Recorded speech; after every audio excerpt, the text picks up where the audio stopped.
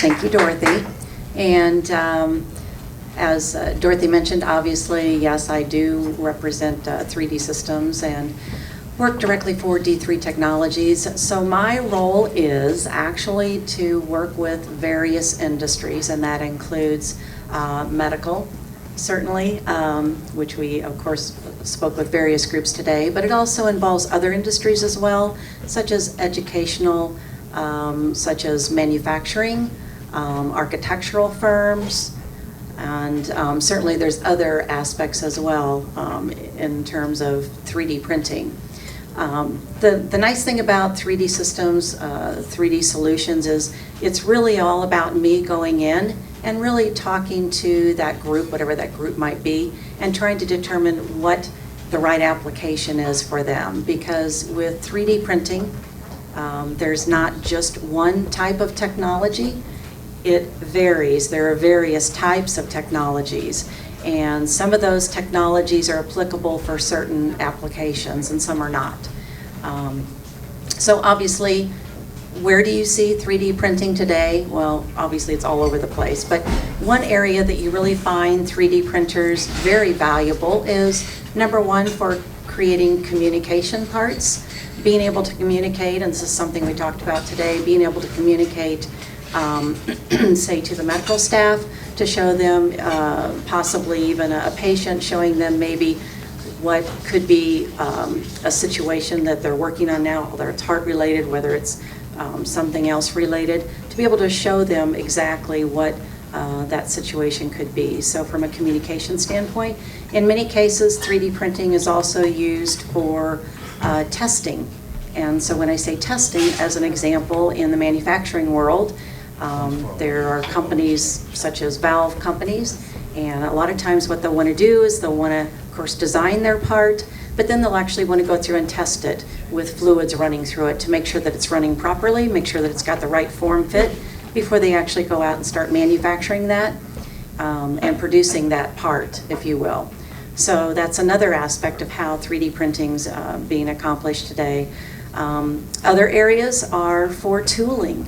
In the manufacturing world, when you go out, a lot of times it's good to create that tooling, those fixtures, jigs, fixtures, things of that nature, again, prior to manufacturing. Some cases, molds, as you talked about, being able to produce molds with 3D printing.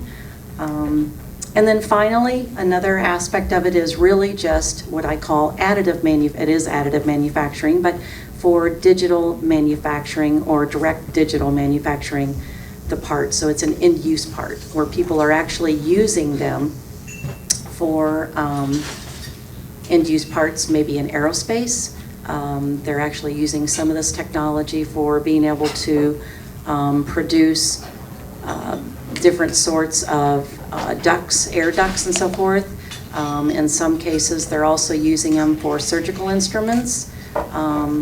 And in some cases, they're also using them in the way of mass communication. So for hearing aids, a lot of times those are 3D printed parts as well. Invisalign, that's another type of 3D printed part. Then the other area, which really we haven't even touched on much, but it's really more from a fun area. You know, if you go into some of these locations throughout cities, you'll see that they've got retail locations. And so what can you do? Well, you can scan yourself and print a mini-me.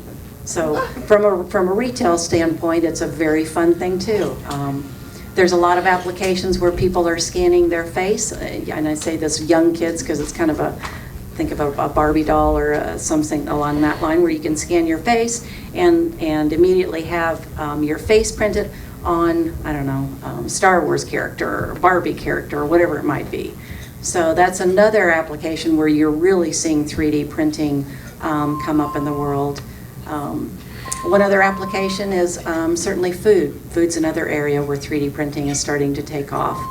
And when I say food, you can probably talk to the NASA, but of course they're doing things certainly in space in terms of printing food, but even here where they're able to print with convection sugar with a 3D printer. So from a bakery standpoint, that type of facility, it's actually an edible product.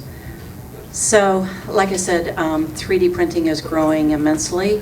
It's not going to stop. It's only going to continue to grow even more. And as I like to say, it really is disruptive, but it's a good disruptive. It's really going to add more to applications out there where we can use 3D printing.